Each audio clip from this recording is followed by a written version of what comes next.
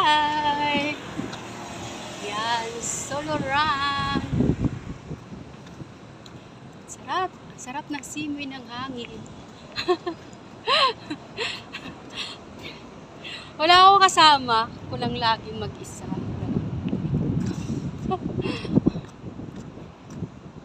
Pero okay lang.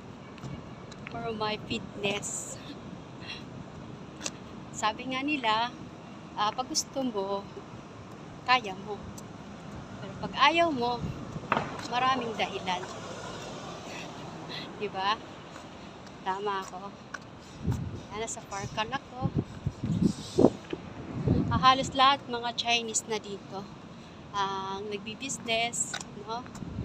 Yan, Chinese, no? Chinese. Yan, restaurant. Marami ditong mga Chinese na. Yan. Ganun talaga mga Chinese, no? Negosyante talaga sila. More investment, more income. Dapat yun ang tularan natin.